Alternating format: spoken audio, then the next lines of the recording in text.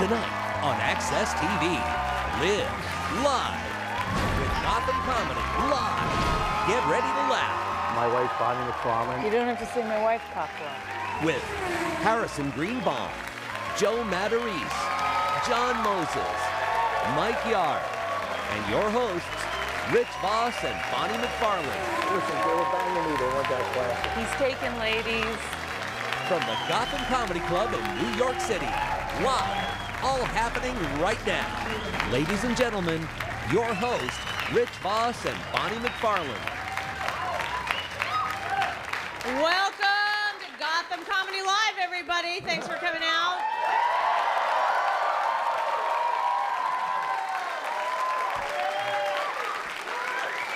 I am your host, Bonnie McFarlane. This is my husband, Rich Voss. Don't call me your husband, you fucking cockblock. There's so many hot girls. I thought you were going to get mad that I mispronounced your name. Rich, obviously, you know who he is. He's a big comedian. I am also a comedian. And we're married, obviously, and... For now. For now. We're not a duo. We don't normally do, I guess because it's Valentine's Day, they thought we should, I guess they thought we were in love. This is going to be like some good thing. They don't realize that. How long have we been married? This is our 7th and final year. First of all, the most romantic thing that happened today is we didn't hit each other. We've been married 7 years. And she will not let me do 69.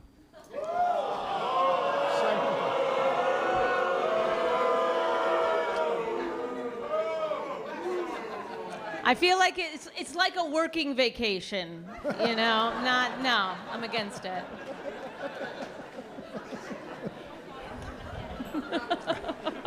So, tell them why we're not a comedy team. So we're not a comedy team, You can tell by our timing.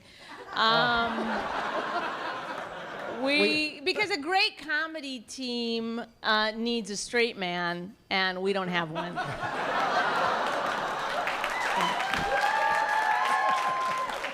He's a fag, I'm a faggot. I do call you a fag a lot. I call you a fag all the time. And I don't mean it in that kind of like cool guy sleeping with guy way. I mean it in the pejorative sense. First of all, pejorative, nobody knows what the fuck that means. Okay? Gay guys do. No, I don't. No, they don't. Here's the thing about being gay. No, not me. I guess he's coming out. No, it's tough enough nowadays with all, the hostility towards gay and being a gay couple, but what's really tough is being an interracial gay couple. That's a tough call home. Dad, I'm gay. Now sit down.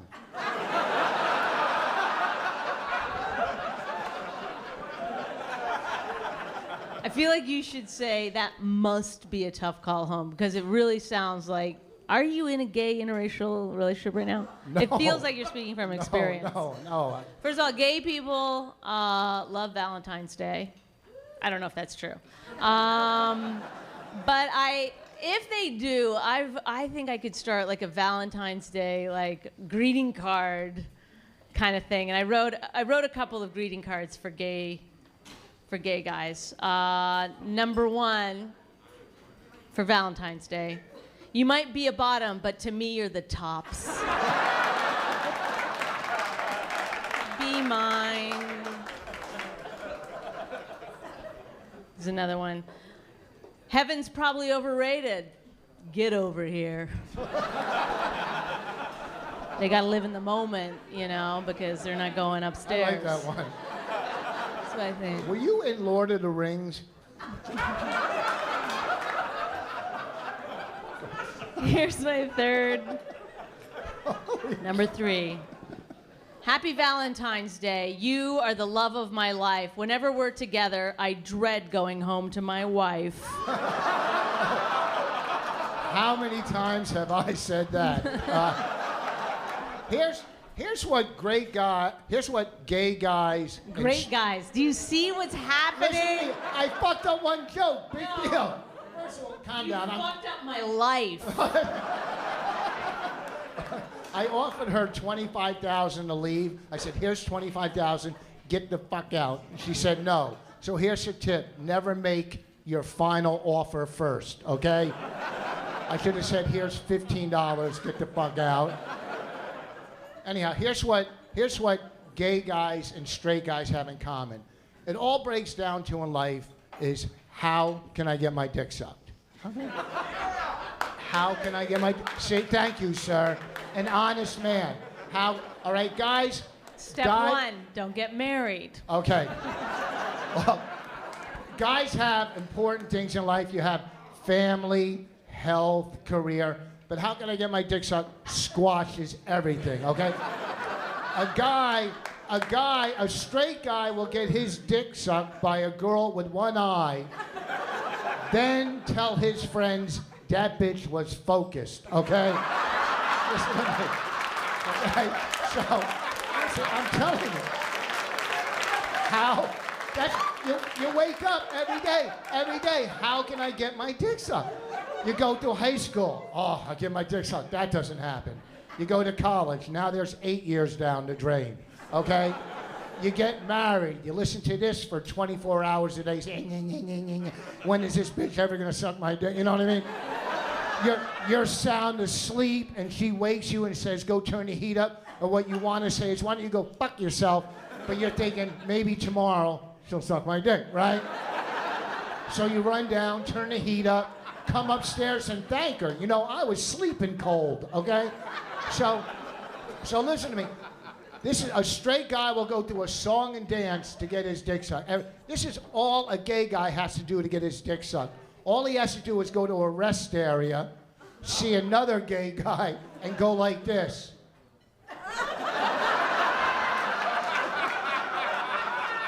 Am I right?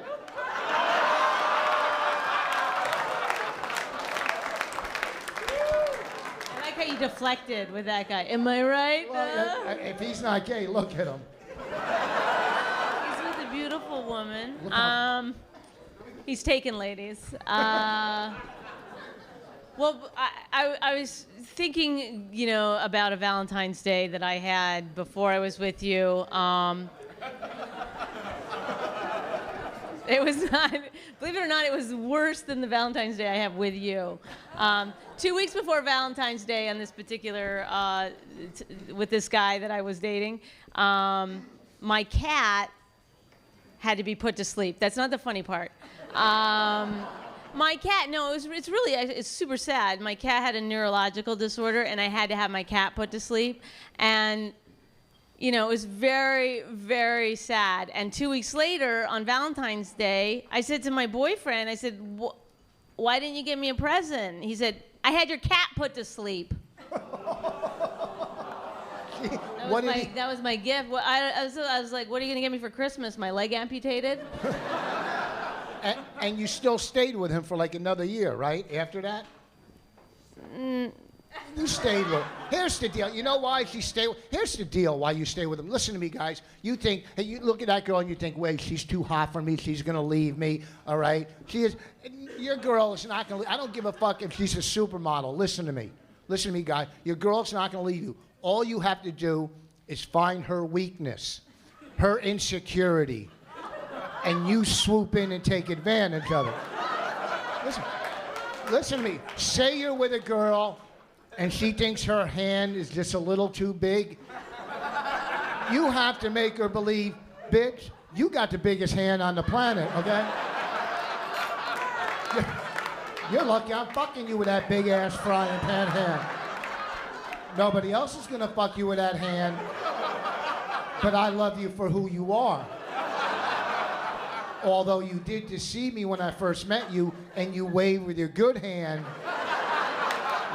Then you got out of the car and I thought you were dragging a raft.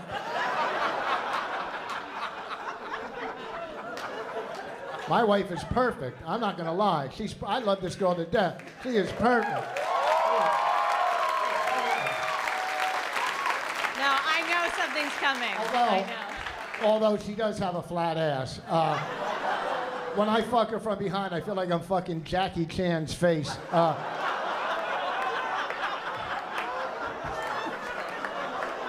You can remember back that far? What's that? Keep getting wise and I won't clean off your back tonight. That little bit'll just evaporate.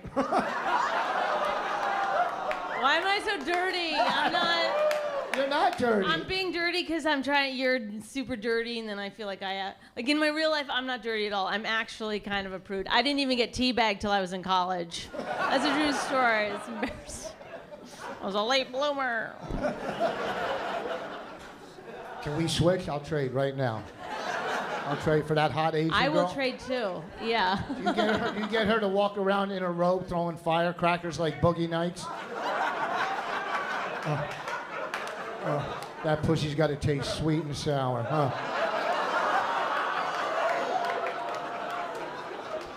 He makes jokes. He makes jokes, but he really is racist. So that's refreshing. Listen, everybody, stay tuned. We're going to come right back with lots of amazing, amazing comics right here on Gotham Comedy Live. Stick with us. Stay tuned for more laughs on Access TV. Live from the Gotham Comedy Club in New York City, Harrison Greenbaum is taking the stage when we return.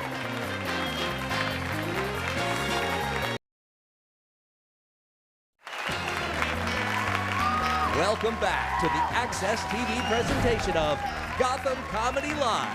More laughs happening right now.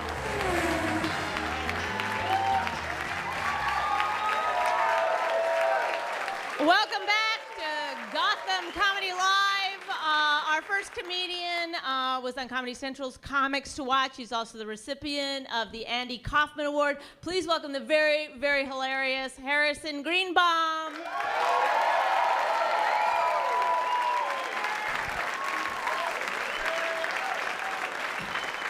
Thank you. Thank you. Oh, so happy to be here. This is great. I love it. I love being on stage. I did a lot of musical theater when I was in high school and college. So my nickname was Faggot. It was good times. It was good times. You're still laughing. You're perpetuating a hate crime. People think I'm gay. All right, good reaction. It's weird, right? Because once people think you're gay, there's no proving that you're straight, right? Like, you know what I'm talking about, V-neck blazer, right? Like, right? Like, if you walk in on me and I was just making out with a dude, right? Don't get excited. But if I was just making out with a dude, you'd walk in and be like, he is definitely gay. And that's reasonable. But you walk in on me, I'm making out with a woman, you'd be like, he's fooling himself. And that's... Not that it doesn't have its advantages, though, you know what I mean? Like, nobody asked me to donate blood, so that's good. HIV joke. High five, everybody. We did it. We did it. Actually, V is the Roman numeral 4-5, so HIV is a high five if you pronounce it correctly.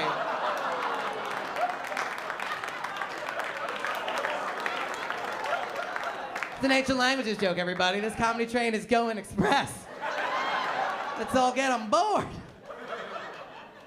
I don't know. I decided I was going to be a comedian. It was senior year of college. That was very difficult. Senior year of college, and I had to tell my parents, who paid for college. I sat them down. I was like, Mom, Dad, I have something very important to tell you. And they were like, you're gay? And I was like, no, I want to be a comedian. And they were like, we'd rather you be gay. Is that still an option on the table? Just be like a gay lawyer or something. We will go to the parade. And I'm a New Yorker. Got New Yorkers in the house?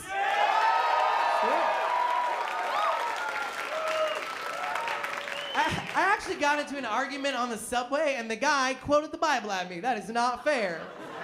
If you get to quote from your favorite book, I should be able to quote from my favorite book, right? He was like, men do not live on bread alone. Matthews 4:4. And I was like, everybody's living in magic. Harry Potter, chapter 7. It's not a fair fight, right? Because one of those books is a classic about a man who has sacrificed himself for the good of the world. And the other is the Bible. Do you know what I'm saying, people?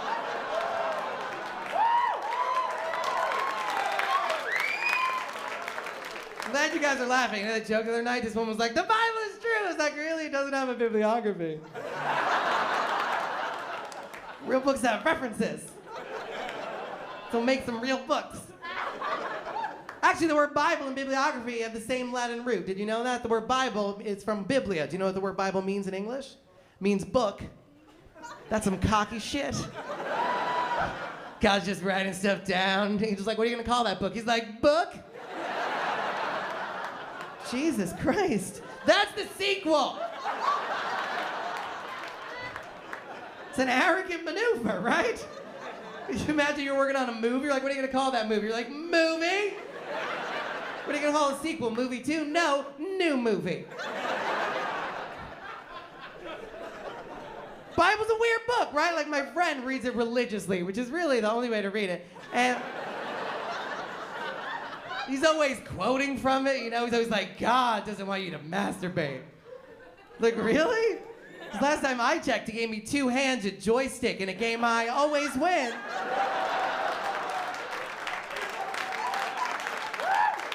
What kind of evil genius installs a Sega Genesis in your basement and then it's like only 2-player games? What if you want to play Tetris one night? I like that joke because I did in Georgia. A guy got very upset. He came up to me after the show and said, I don't like that Bible joke. I said, sir, what problems do you have? And he said, you know you can't play Tetris on a Sega Genesis.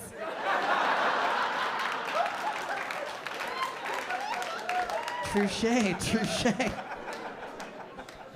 It's amazing we even believe in God after all this shit our parents put us through when we're kids, right?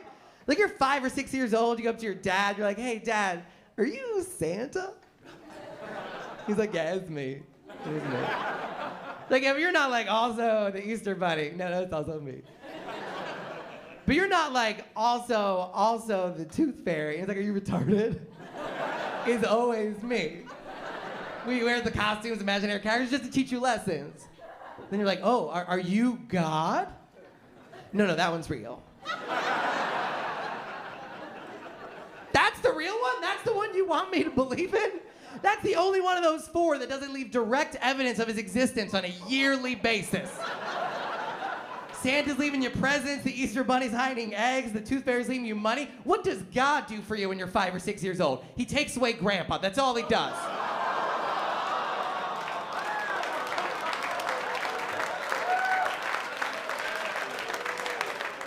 What I'm saying is your dad killed your grandpa. That's what I'm saying. God's a dick. I like being in New York. I live in an apartment building, which is weird. It's not natural, right? Just people stacked up on top of people like they're Legos or something. Like, I've never met my next door neighbor, but I know she moans really loudly when she has sex. I finally met her in the elevator like 2 weeks ago. I was like, hey, how was your weekend? She's like, it was okay. I was like, it was more than okay. You came 7 times. You had an incredible weekend. I don't know. I was vegan for a while. Anybody else here sad and hungry all the time? Anybody else? You know vegan, right? It's when you give up meat and dairy and friendship. Those are the 3 things. I was vegan because I don't want to be fat, you know? Like I don't think I'm against fat people. You know what I mean? I mean they're gross, but like I'm not against. It's fine if you're fat, but just don't complain about problems that are clearly due to your fatness. Right? I have this fat cousin, she's like 700 pounds overweight. She is always complaining. Right? She's always like, oh, I have such bad knees. Really? You're gonna blame your knees? Your knees are doing an admirable job.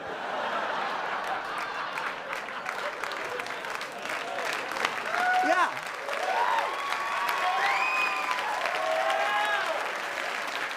Your knees are killing it. She's like, you don't understand. I blew out my knee again. I was like, yeah, I'm sure whales used to have hundreds and hundreds of knees and they kept blowing them out.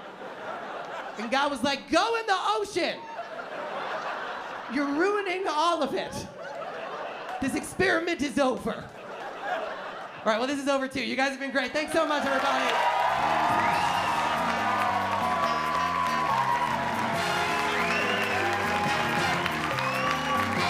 Stay tuned for more laughs on Access TV. Live from the Gotham Comedy Club in New York City, Joe Matarese is taking the stage when we return.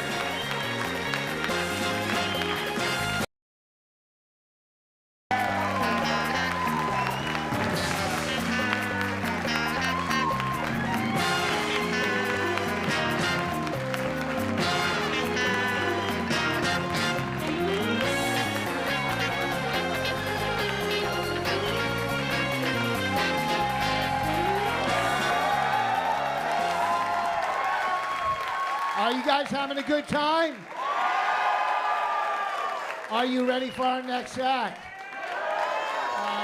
He's a great friend of mine. You're really going to love him. He's a regular on Chelsea lately. A big hand for Joe Matarese, folks.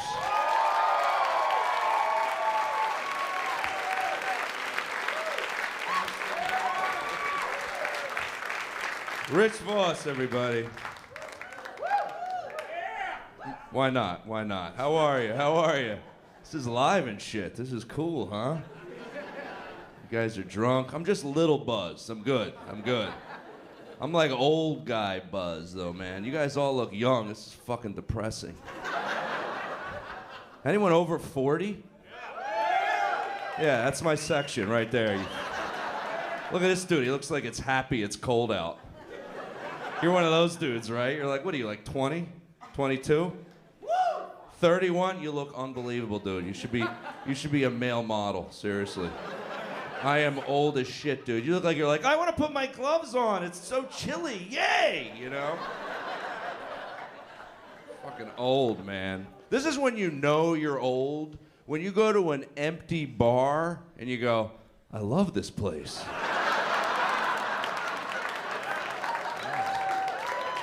I'm coming here every week. This is my spot.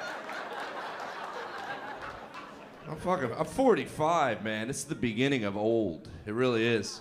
I do old guy things now. Like I currently play in an over 40 men's softball league. Yeah, this is true. 9 out of 12 guys on our team have injuries. But none of them are from the game. Can you imagine how pathetic it would sound if they tried to broadcast it on television? Like, Jim, I don't know if you heard, Joe Matarese, the left center fielder, is going to be out for about 6 weeks. He blew out his ACL stepping over a baby gate at 2 in the morning.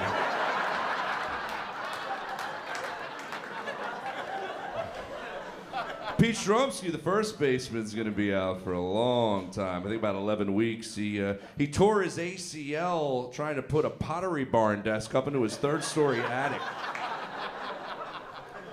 Man, I don't know if this group's going to make it through that long 8-game season. I don't know. I blame being a dad, man. I got 2 kids. You guys, like, you don't look like you have kids, man. You have that no kids, like, smile, too, man. I'm gonna talk to the 40-year-old people over here again. Yeah, I have 2 kids, man. 2 kids kicks the living shit out of you. Write this down. 1 kid is the way to go. I'm telling you. Right, old people? 1 kid. 1 kid, all you need to do is drink a couple of beers at dinner, and you're like, where's he going? Oh shit, he just broke that thing I loved. 2 kids, you need medication. You really do. And that isn't even a joke. You need medication. I've been on antidepressants for about a year now. It's the best shit I've ever done with my life. I'm telling you. It makes every show seem like it's going incredibly well. It really does. Like, this is how good my medication is. It feels like Access TV is my big break.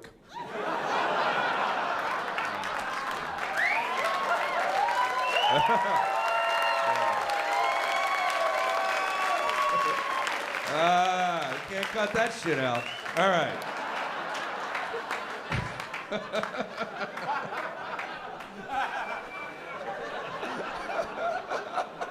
Oh, that made me laugh for real. That wasn't even my one buzz giggle. Yeah, I'm telling you, my doctor prescribes Celexa. I don't know what you guys take, but my doctor said, Joe, 20 milligrams of Celexa, that's what you need, right? But I'm kind of cheap, so I made him up the milligrams. I said, give me 40 so I can break them in half, right? This is what you do when you're cheap. You make one copay, and then you get 2 months of medication. Yeah, but this is how dumb I am. I didn't know you could go to a pharmacy and buy a pill cutter to make nice, precise cuts. No, I've been in my kitchen trying to break my pills with my thumbs, you know? So one day I'm on an 8 milligram, the next day I'm on a 32.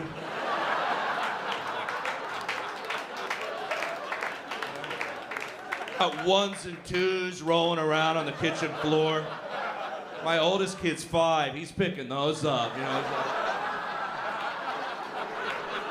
I don't need any more toys, Daddy. I'm good. I'm good.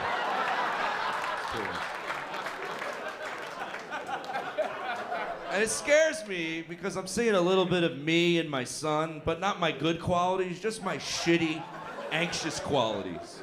The other day, like, this is what's annoying about having a 5-year-old, once again, to the 40s. They don't know how to wipe their butts for a while, right? They have pooping and peeing down all the way up to the wiping the ass part. So my son will just have his pants at his ankles, and he's just got his ass in the air. And he's just like, Dad, Daddy, Dad, Daddy. And I come in, I'm Joe the Wiper, okay? And then he's like weird, he's like, how many wipes, Daddy? How many wipes? He wants to know how many. I'm like, I don't know, till your ass is clean, okay? I'm not some shitty dad that's like, one wipe, yeah, you're good. You're good. You know? But I'm not some OCD dad that's just like wiping. It's like, Dad, I smell fire. It's fine. It's fine. You gotta clean it.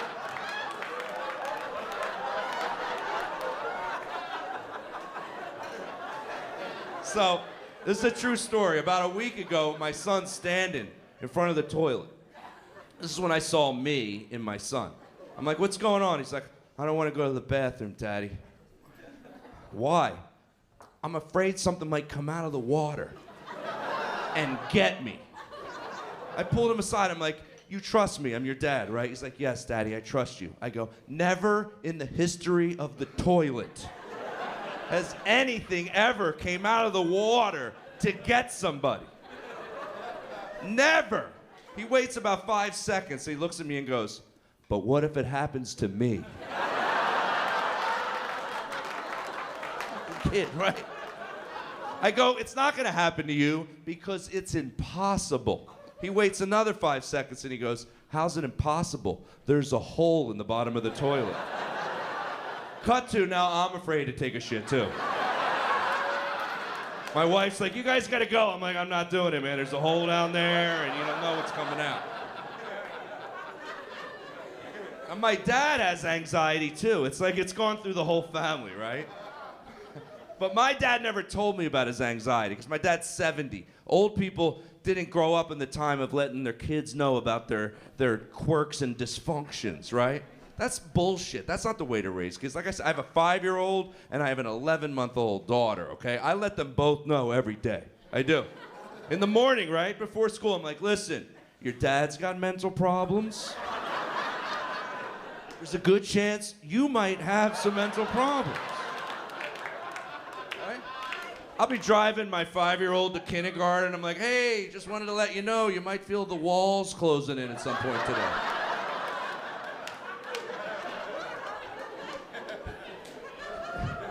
This is when I found out my dad had anxiety too. We took a cruise together, which I don't recommend. Don't do that. We take a cruise together, and my dad, we pulled away from Fort Lauderdale. He's looking out the porthole, and he's just going. I'm like, what's going on, Dad? He's like, I don't know. I think I'm having one of my anxiety attacks. I'm like, what are you talking about? He goes, I've had an anxiety problem most of my life.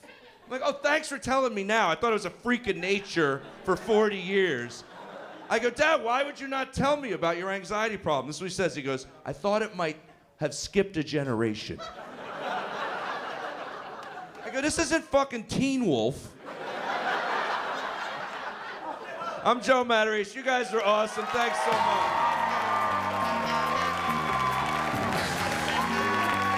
Stay tuned for more laughs on Access TV. Live from the Gotham Comedy Club in New York City. John Moses is taking the stage when we return.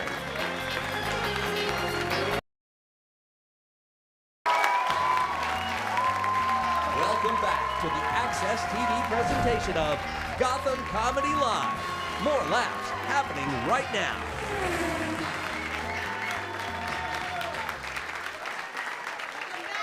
Gotham Comedy Live. We've got a lot of great performers still to come. Your next act is John Moses. He's going to be seen next here. Please welcome John Moses.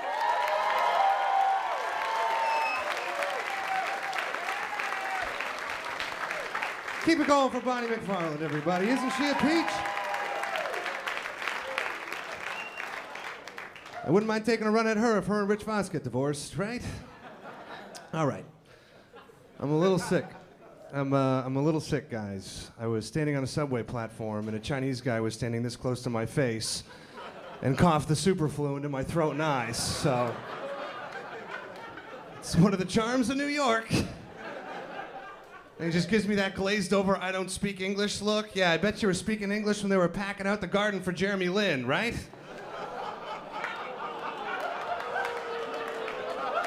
This is how the rest of these go, folks. Another one of the charms of New York, the homeless people. A lot of homeless people in New York. Not so much since the hurricane, but still. Still a lot. Listen, guys. No homeless people got hurt during the hurricane. They were the first ones out of there. They've got great instincts. 2 days before the storms, one of their knees was wacky, you know? They're like, oh, I think something's coming. The guy with the crazy eye was spinning like a compass at the equator. Plus, they follow the rats, right? If you're visiting New York and you're walking down Broadway and you see a pack of rats flying uptown, followed by a homeless mob, follow the stink cloud, because there's a hellfire coming from the south. Oh, God.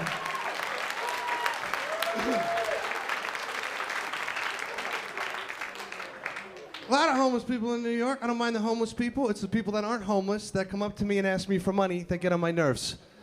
I'm on the train. This kid comes up to me. He's like 25, good shape. He's only a little dirty. And he goes, yo, can you help me out, bro? I said, that depends. You got a doctor's note? Is there a reason that you can't work or sell weed? No, get out of my face. But I'll help somebody out if they look like they really need the help. You know what I mean? I saw this guy. He looked rough. He was down on his luck. The only way to describe him to you guys is that he looked like a human capital R. I mean, like, literally. He was bent over like this. Oh, no, it was bad. He was just like, He didn't even have to ask me for money. I just reached in my pocket and pulled out a $5. I was like, buy some alcohol or something, all right, bro?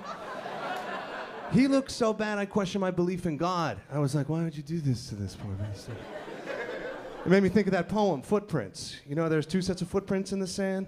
Only he had 1 footprint and a long squiggly line as far as the eye could see.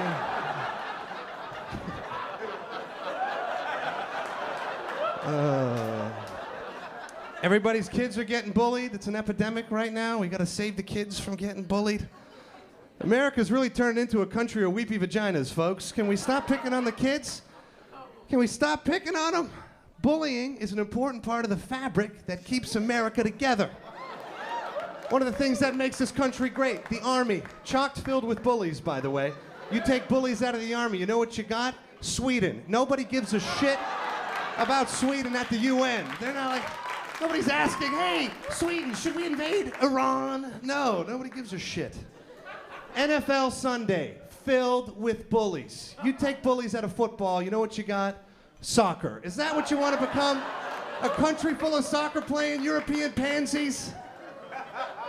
We need bullies, because bullies help shape the lives of nerds. And it's the nerds that enhance and enrich all of our lives. Look at Bill Gates. Look at Bill Gates. You think he would have invented Windows if he was running around at 13, smoking hash, finger banging hotties? I don't think so. A bully made sure he got off the bus, went straight home, finished all of his homework, skipped the dance.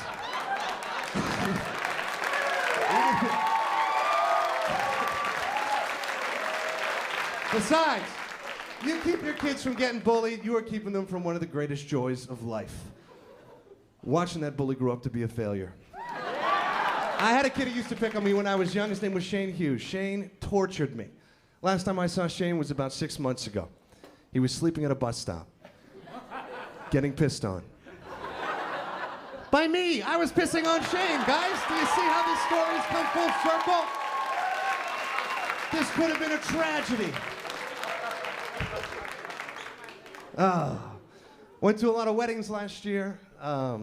The biggest wedding of the year was the one I didn't get invited to. One of my best friends from the age of 8 up through college got married, and his wife despises me because I made a couple of comments at another wedding. They were jokes, and she couldn't take the joke. And even though I've apologized at length like 10 times, she just would not forgive me, so I didn't get invited. And I know I'm up here talking fast and loose, but I got one of these folks. I got a heart, right? But I didn't get invited. So what can I do? What can I do except tell a true story about the bride that she'd probably want to take to the grave in front of comedy audiences in Canada and the United States? There were 2 people that didn't get invited to this wedding. Me and the guy that the bride was blowing while the groom fucked her from behind. That's right. 2 of my buddies ran a train on a chick, and one of them decided to marry the middle car. You don't marry that girl. You don't marry that girl. Are you fucking nuts? I love my fiance. First time she went down on me, I was like, oh, she's good at this. But then I had to stop thinking about how she got good at it, right? My buddy doesn't have the benefit of the doubt. He's got the visual of his wife chowing down on his buddy's noodle, stained on the back of his eyelids. And this hurt me for a long time, a couple of months, right? After the wedding, I was still feeling it. My girl comes up to me, she goes, John, you gotta be the bigger man here. I go, what are you talking about? She goes, you should invite them to our wedding. And I said, I can't. And she goes, why? I said, because I've been telling people at comedy shows for the last 3 months that she got pig roasted and then he stuck a ring on her hoof. And then she goes, yeah, but nobody really goes to your shows. I doubt I'll get back to her. So, all right. So I'm gonna invite them. And if she accepts and she decides she's gonna come, I'm gonna sit her right beside the guy she blew 10 years ago.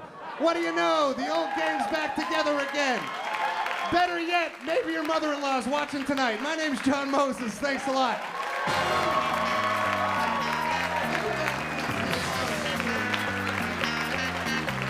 Stay tuned for more laughs on Access TV, live from the Gotham Comedy Club in New York City. Mike Yard is taking the stage when we return.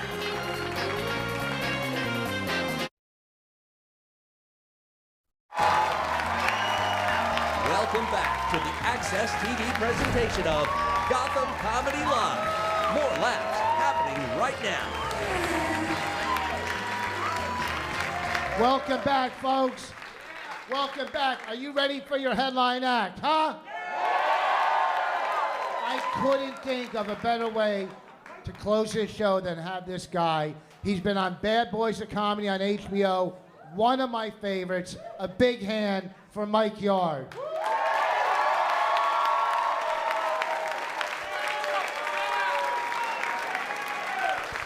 Keep it going for Rich Voss and Bonnie McFarlane. What's up? How we doing? Good? We good? Happy Valentine's Day, ladies.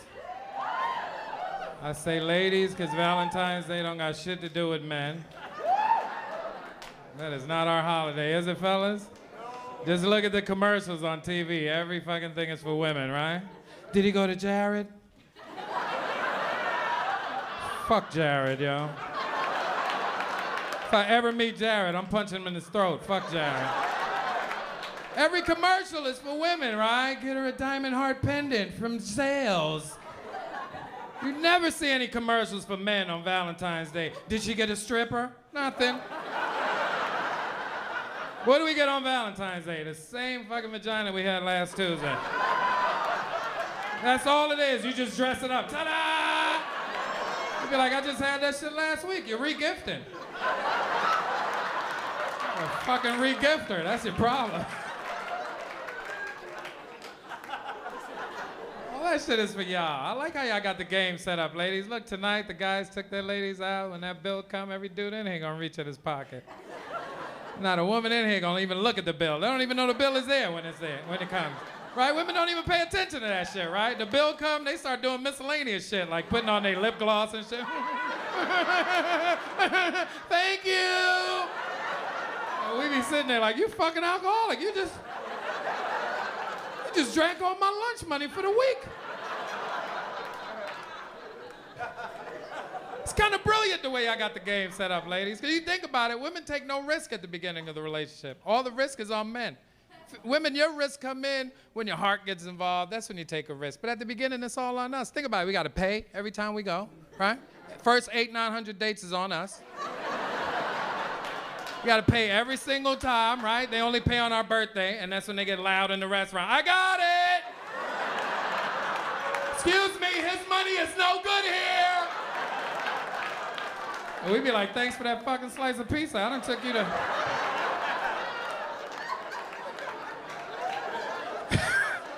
Right? We got to pay every time. We got to ask you out. That's our job, too. Women don't ask men out.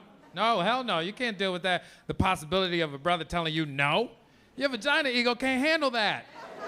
Could you imagine that, ladies, if you had a bar or a club and you see a dude and you think he's cute and you're like, you know, I'm going to ask that dude out.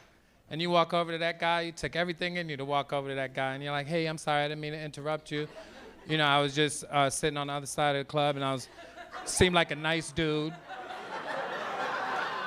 And I was just wondering, you know, maybe I could take you out to dinner or something. Maybe a movie, maybe some ice cream, whatever you like. Could you imagine, ladies, if that dude looked you dead in your eyes and he was like, if you don't get the fuck out of my face, you will lose your mind. You will kill yourself. That's what we go through every day, okay? When you a single dude, your self-esteem gotta be high as shit because no follows you everywhere you go. Okay, when you a single dude, no is your constant companion.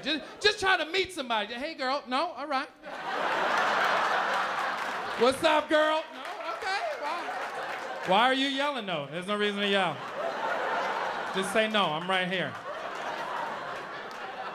You know how hard that is, ladies? You know how hard it is for a brother just to walk across that floor at a club and ask you to dance? You know, because we got to build ourselves up, right? Because we usually trying to come back off of a previous no. So we be trying to build ourselves up. We be on the other side of the club like, fuck it, I'm going to go ask her. Fuck it, I'm going. That's what we say when we get to that point. Fuck it. And then we look at our boys, they be like, yo, you think I should go?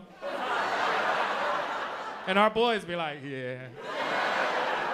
Because they know what's going to happen.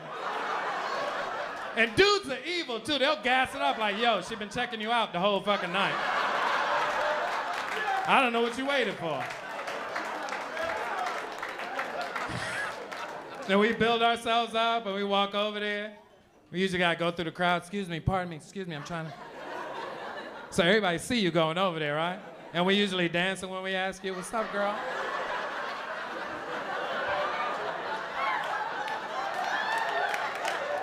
And women are cold-blooded, baby. They will make eye contact. Absolutely not. But you can't stop dancing because you're already committed. Now you just feel like an asshole. And here's why it's messed up when you're a dude, right? There's no support group. Okay, you think them same friends that told me all that bullshit to help me go over there, you think they're waiting on the other side of the club with a drink and a hug? No. No, they over there laughing their ass off.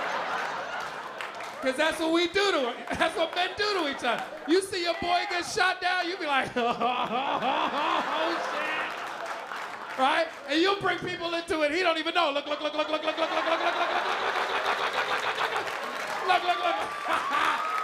my boy. That's my boy right there. No, I know you don't know me. But that's my dude. He's a fucking asshole. That's how we do each other. Guys don't care about each other. Every woman in here got a support group. I like that about y'all. I believe women, that's one thing I envy about women. I think your friendships are so much better than male friendships. Because when women are friends, they really know each other, right?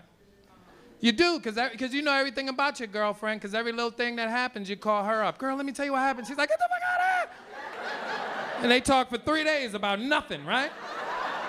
It could be simple shit. You bought red shoes, you whore. I can't believe you! Fellas, keep it real. Our friendships are shallow. We don't really know each other. We think we do, but we don't. Like, I got dudes that I've been friends with for over 20 years. I kid you not, grew up with these dudes. And I don't even know their real name. I have no fucking idea. Not until the cops come with a picture. Like, have you seen Derek Johnson? I'm like, I don't know who the fuck Derek Johnson is. But that looked just like Boobop. All right, you guys been good. My name is Mike Yard. Happy Valentine's Day.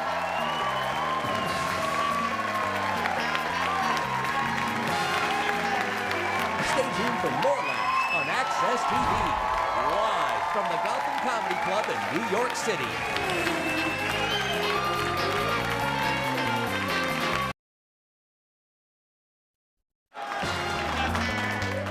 Welcome back to the Access TV presentation of Gotham Comedy Live. More laughs happening right now.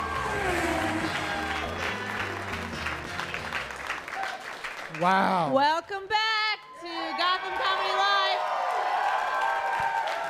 That's it. That's all the we did good. We've never performed together. On stage or in the bedroom. No, I do. I perform in the bedroom, because I have to pretend I'm somewhere else. All right, let's have a big hand for all the comics tonight, folks. Come on up. Harrison Greenbaum, Harrison, Joe Mattering, Mike. John Moses, and Mike. Bonnie McFarlane. I'm Rich Voss, still empty inside on iTunes. Thank you.